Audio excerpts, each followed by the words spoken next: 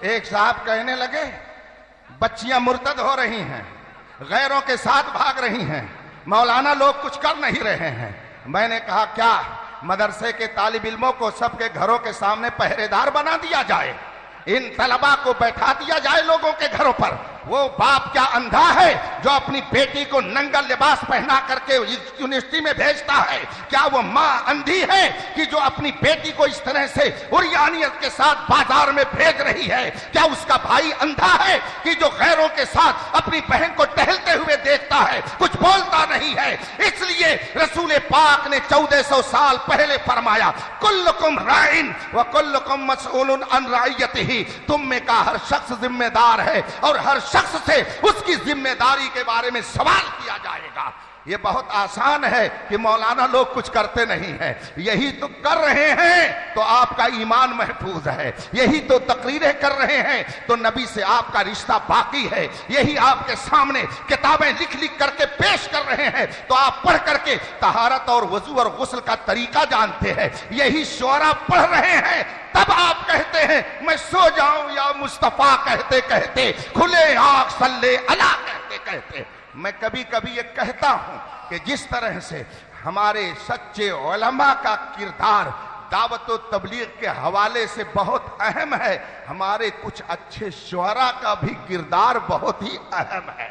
इसलिए कि इन शुअरा ने हमारे लाखों नौजवानों की जबान से गाने के नगमे को छुड़ा करके मुस्तफा की नात पढ़ने का हुनर अता फरमाया है। मैं ये कहता हूं हमारे बेशुमार नौजवान ऐसे हैं कि जो कल तक गाना बैठ करके सुनते थे मगर अब मुस्तफा की नातें सुनते हैं। किसी ने असद इकबाल को पसंद कर लिया तो किसी ने अख्तर ज़ियाई को पसंद कर लिया, किसी ने वैस कादरी को पसंद कर लिया, मगर सब कहते हैं मजा तो जब आता है जब बरेली के रजा का कलाम सुनाया जाता है। अभी रास्ते में मैं आ रहा था, अख्तर साहब मेरे साथ थे, किसी शायर की नात चल रही, किसी शायर ने नात पढ़ना शुरू किया, लगा दी गई गाड़ी में वो नात और सरकार मुफ्ती आजम हिंद की नात वो सुनाने लगा। मैंने कहा कि खुदा जाने किस जज्ब के आलम में खानवादे रज़विया ने नबी की तारीफ में इन कलमात को कलम बंद किया है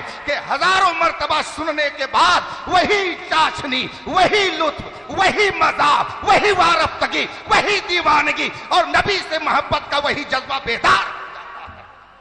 इसलिए रफीकान मोहतरम, ईमान की हिफाजत का इस जमाने में सिर्फ एक जरिया है कि रसूल पाक के सच्चे गुलामों की गुलामी का पट्टा अपने गले में डाल लिया जाए। इमाम अहमद रजा ने फरमाया है तेरे गुलामों का नक्शे कदम है राह खुदा, वो क्या बहक सके जो ये सुराग लेके चले।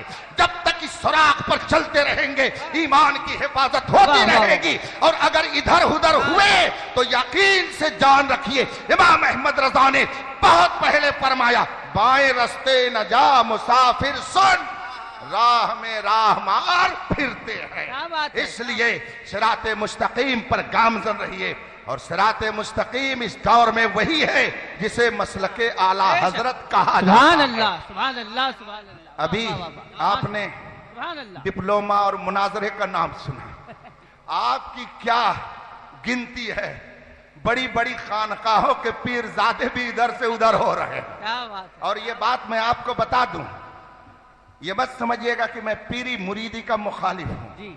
मेरे खुद कई हजार मुरीद हैं अल्हम्दुलिल्लाह अल्हम्दुलिल्लाह, लेकिन इस वक्त चंद जाहिल पीरों की पीरी मुरीदी ने जमाते अहले सुन्नत में जो इंतशार पैदा किया है जी, इससे इनकार नहीं किया जा सकता। आज जिस इलाके में जाइए लोग कहते हैं हजरत यहां मौलाइयत फैल रही है, यहां राफिजियत फैल रही है, और जब पता लगाया जाता है तो मालूम होता है किसी जाहिल पीर के जेरे असर इनका अकीदा बर्बाद हो रहा है, किसी जाहिल पीर ने इनका अकीदा बर्बाद कर दिया है। और ये तो समझते हैं कि उलमा क्या वो तकरीर करें और जाएं, हाथ पैर चूमने के लिए तो पीर साहब है, नजराना देने के लिए पीर साहब है। इमाम साहब पूरे महीने नमाज पढ़ाएं, इमामत करें, दर्स दें, कुरान पढ़ाएं, हदीस पढ़ाएं तो उनको ये 10,000 रुपया देने में कलेजा फटता है। और पीर साहब 5 मिनट बैठे, दुआ भी सही ढंग से नहीं कर पाते हैं, और जब जाने लगेंगे तो 50,000 रुपया उनकी जेब में डालने में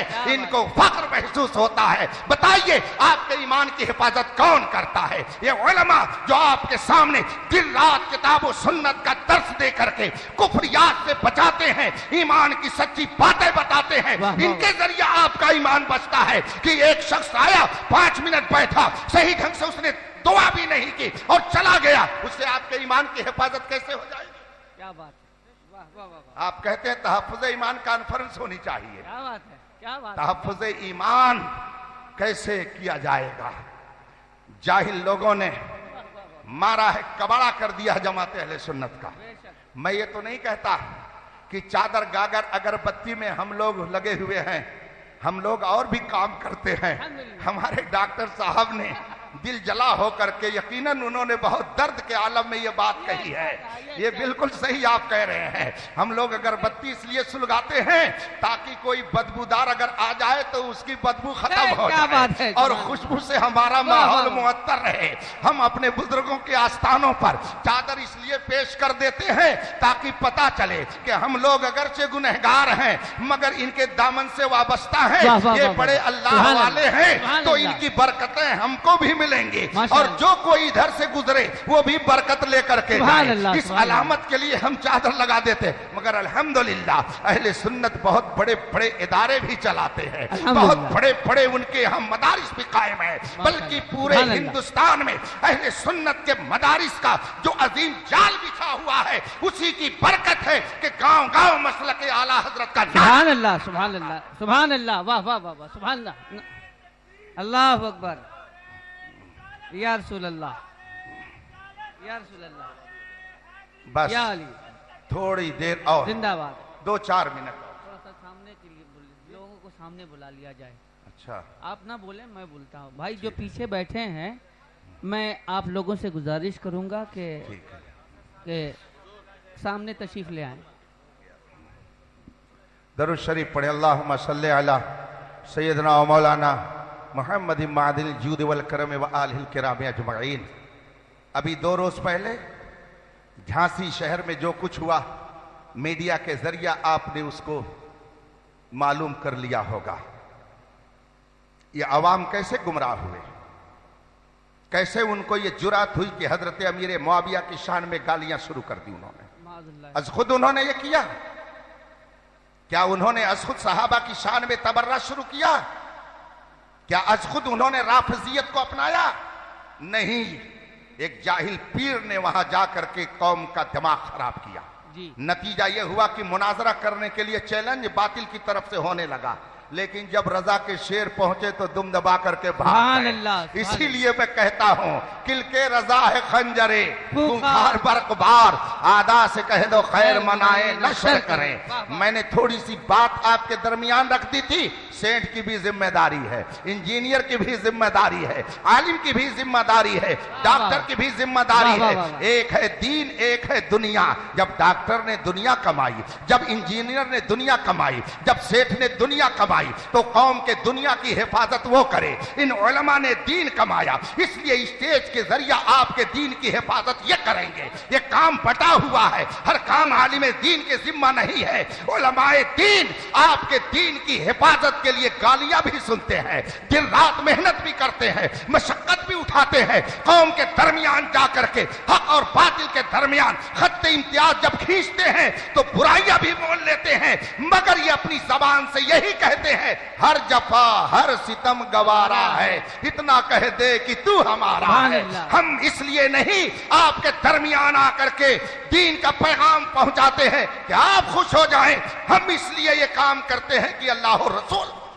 इसलिए सिर्फ ये मत कहिए कि उलमा कुछ बोलते नहीं हैं, कहिए सेठ लोग पैसा दबा के बैठे हैं। अगर किसी का घर गिर जाए जो करोड़पति है उससे कहिए कि तुम अपने पैसे से घर बनवाओ। बहराइच शरीफ में कुछ घरों में आग लगा दी गई, वो मीडिया पर व्हाट्सएप के जरिए न जाने कितनी बकवास शुरू कर दी गई। मौलाना लोग कुछ बोल नहीं रहे हैं, एहतजाज के लिए निकल नहीं रहे हैं। क्या ये पीर साहब चल करके डंडे खाएं और आप तमाशा देखेंगे? ये सेठ साहब किस दिन काम आएंगे जिनको आपने वोट दिया मुखिया है, जो आपके गांव का प्रधान है, जो गांव का चौधरी है, वो किसके लिए है? वो कब मैदान में उतरेगा? इन सब कामों के वाह, लिए वाह, ये वाह। मुंतखब हुए हैं। ये काम इनसे लीजिए, दीन की हिफाजत का काम हमसे लीजिए।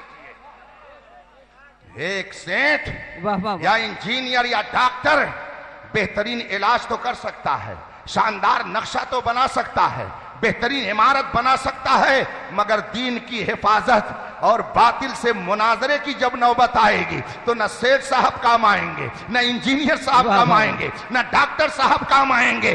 डॉक्टर भी कहेंगे मौलाना को बुलाओ, इंजीनियर भी कहेंगे मौलाना को बुलाओ। किस लिए? वहां क्या जरूरत है? बातिल से मुकाबले के लिए, अहले सुन्नत के अकीदे के तहफ्फुज़ के लिए। इसलिए सच्चे उलमा के दामन से वाबस्ता रहिए, आपके ईमान की हिफाजत होती रहे। माशाअल्लाह, सुभान अल्लाह, या अय्युहल्लज़ीना आमनू आमिनू, माशाअल्लाह। ऐ ईमान वालो ईमान लाओ, ऐ ईमान वालो क्या बात है। ईमान लाओ। सुभान अल्लाह।